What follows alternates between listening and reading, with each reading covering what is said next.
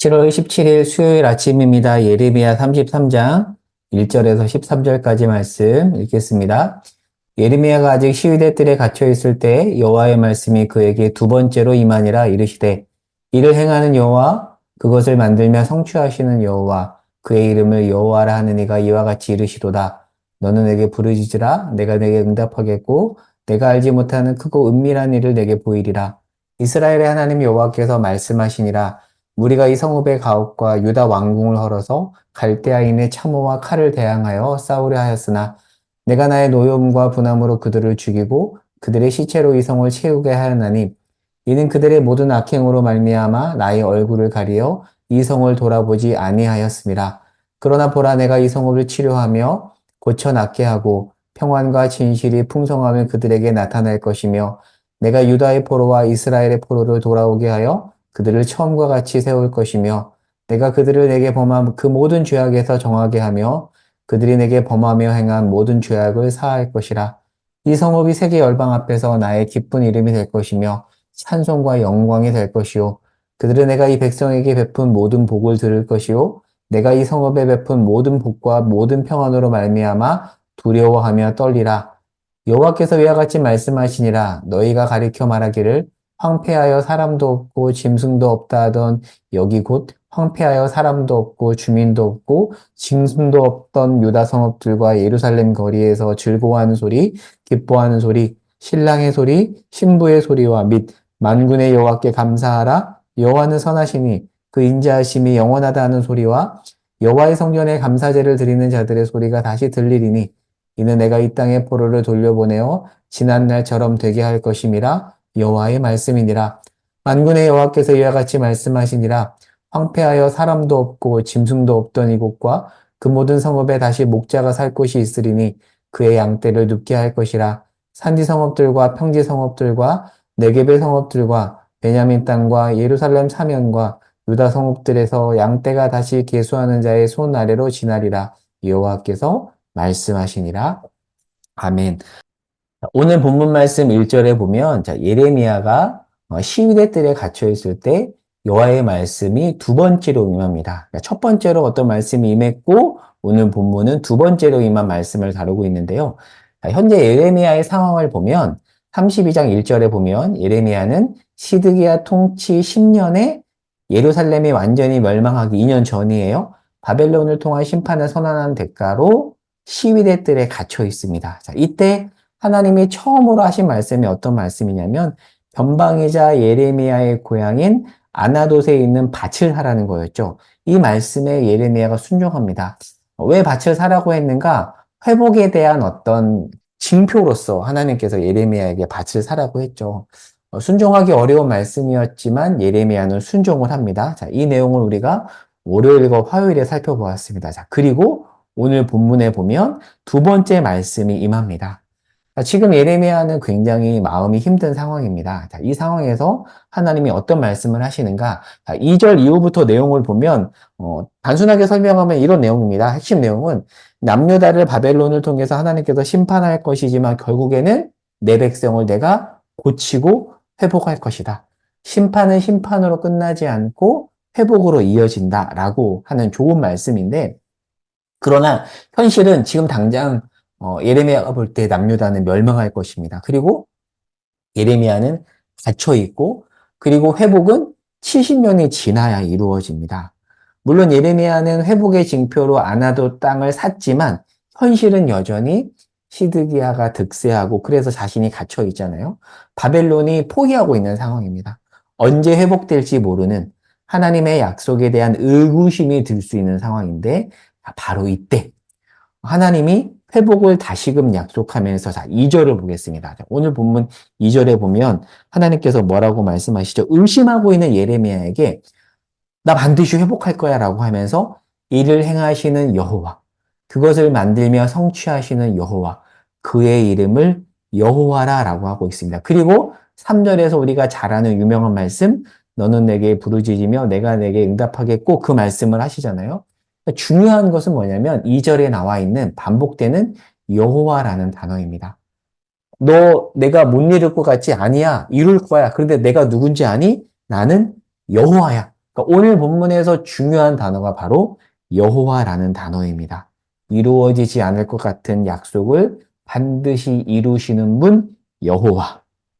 그러니까 예레미야에게 하나님이 지금 이 말씀을 하는 거예요. 현실 넘어서 약속을 이루시는 하나님을 바라봐야 된다. 근데 그 하나님은 여호와다라는 건데, 자, 이 여호와 호칭에 대해서 자세히 이해하기 위해서 우리가 출애굽기 3장 14절로 가보겠습니다. 자, 출애굽기 3장 14절에 가면 하나님께서 자신을 스스로 있는 자라고 소개하고 있습니다. 잘 보면 하나님이 자기를 소개할 때 명사로 내 이름은 땡땡땡이야, 뭐 안성이야 라고 말하지 않고 문장으로 말씀을 하세요. 자, 이 부분을 히브리어 성경으로 읽으면 이 스스로 있는 자를 예흐예 아세르 예흐예라고 하는데, 자, 원본 히브리어 성경에는 특이하게도 모음이 없고 자음만 있어요. 이 사람들은 그렇습니다. 그런데 모음이 없어도 이 사람들을 읽을 수가 있어요. 지금도 이스라엘에 가면 이렇게 간판에 이 사람들이 모음 없이 자음만 쓰는데 문장을 모음 포함해서 읽을 수 있습니다. 이 사람들 특징이 그렇거든요. 성경 원본에는 모음이 없어요. 그러니까 텍스트에는 모음이 없습니다.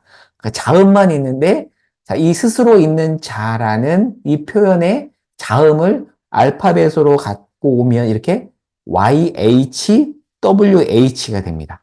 자, 그런데 잘 들어보세요.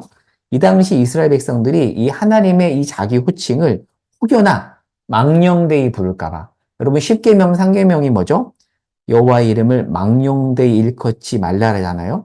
그 말씀에 이 사람들이 문자적으로 충실해서 혹여나 하나님의 이름을 망령되이 부를까봐 계속해서 모음 없이 자음으로만 쓰고 나중에 모음을 붙일 때도 잘못 부를까봐 어떻게 하냐면 나의 주님을 뜻하는 히브리어 아도나이라는 단어에서 모음 에오아를 YHWH에 갖다 붙여서 그 원래 모음을 빼버리고.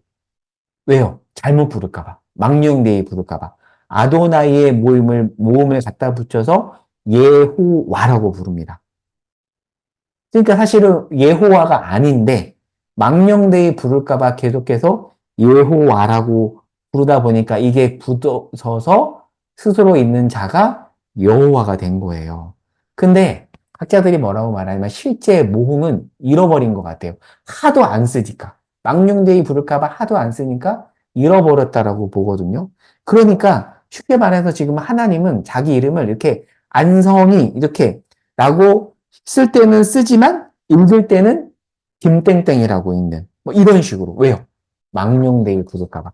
그러니까 여호와라는 호칭의 기원이 여기 있다라는 거예요. 지금 이것을 설명하기 위해서 제가 지금 복잡하게 설명했는데 여러분 잘 이해가 되세요? 혹시 이해가 안 되면 댓글에다가 질문을 주시면 제가 또 답변을 해드리도록 할게요. 자, 여기서 정리해 보겠습니다. 스스로 있는 자라는 표현이 축약되어 명사화된 것이 바로 여호와입니다. 그러니까 이 여호와는 우리가 아기 이름 짓듯이 지은 이름이 아니라 하나님의 자기 정체성이 요약된 표현이에요. 그러니까 우리가 이 스스로 있는 자라는 하나님의 자기 호칭을 통해서 하나님이 어떤 분이신지 알 수 있습니다. 성경에는 하나님의 호칭이 많이 나와 있거든요. 예를 들어서 여호와 니시, 승리의 하나님이죠. 엘샤다이, 전능하신 하나님입니다. 그런데 이것은 하나님의 여러 속성 중에 하나만을 표현한 거예요. 예를 들어서 여러분, 장님 코끼리 이야기 아시죠? 상아를 만진 장님이 코끼리를 거미라고 하고, 코끼리의 다리를 만진 장님이 나무라고 하는, 물론 부분을 잘 표현한 것이지만 전체를 표현한 것은 아니잖아요. 마찬가지로 우리가 하나님에 대해 어떤 특정 부분, 승리, 전능하심, 이런 것으로 하나님을 가두면 사실은 전체 하나님을 다 이야기한 것이 아니라 부분만 이야기한 것이라는 거죠. 그러니까 어떻게 보면 이것은 우리의 제한된 인식에 무한한 하나님을 가두는 꼴이 되는 겁니다. 그러니까 단어에 하나님을 가두는 거죠. 그러니까 단어로 하나님을 표현하는 것은 좋지만 단어에 하나님을 가두는, 단어라는 문자에 무한을 가둬버리는 우를 범할 수 있는 것입니다. 그러니까 이 하나님의 스스로 있는 자라는 이 하나님의 자기 표현에는 어떤 의미가 있냐면 하나님은 그렇게 단순히 단어에 갇혀져 있는 분이 아니다. 굉장히 큰 분이다. 우리의 인식을 뛰어넘는 분이다. 유한에 무한에 가둘 수 없다. 우리는 유한인데 하나님은 무한이다. 여러분이 자꾸 유한으로 무한을 가두려고 하는데 그러면 안 된다라는 의미가 있는 것입니다. 그래서 오늘 말씀을 정리해 보도록 할게요.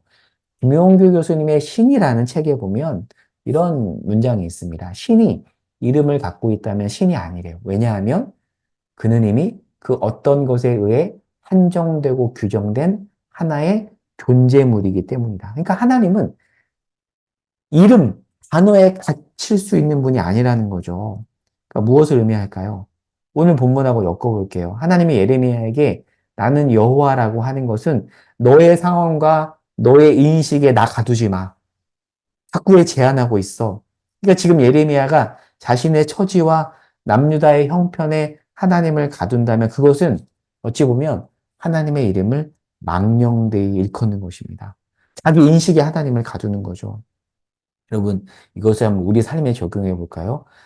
저도 가끔, 이렇게 생각할 때가 있어요. 우리가 다 그런 경험이 있을 텐데, 내 처지가 이러니 내 인생 별거 없어. 내 인생 이제 잘 풀리지 않을 거야. 여러분, 이것도 하나님의 이름을 망령되이 일컫는 것입니다. 왜요? 하나님은 우리가 생각했던 것보다 훨씬 크신 분이시거든요. 어제 우리가 살펴봤잖아요. 변방에서 우리가 예상하지 못했던 그 변방에서 새로운 일을 하시는 분인데 우리는 그런 어떤 하나님에 대한 이해를 폭넓게 갖고 있지 못하다 보니까 하나님을 자꾸 가두는 것이죠. 여러분, 여러분의 경험과 이해에 하나님을 가두지 마십시오. 이 아침에 우리가 규정할 수 없는 하나님 앞에 우리의 삶을 맡겼으면 좋겠습니다. 아, 우리가 이렇게 하면 하나님 이렇게 하실 거야. 아니, 그것도 우리가 하나님을 우리 인식에 가두는 겁니다. 우리의 생각과 우리의 이해를 뛰어넘어서 일하시는 그 하나님, 그 하나님이 우리 아버지세요.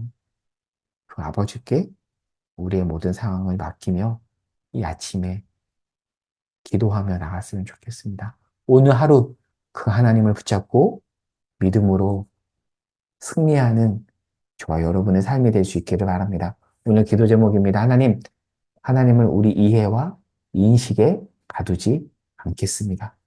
우리가 규정할 수 없는 하나님 앞에 우리의 상황을 맡깁니다. 라고 기도하겠습니다. 제가 기도하겠습니다. 하나님, 하나님의 이름을 망령되이 일컫지 않겠습니다. 우리 인식에 하나님을 가두지 않겠습니다.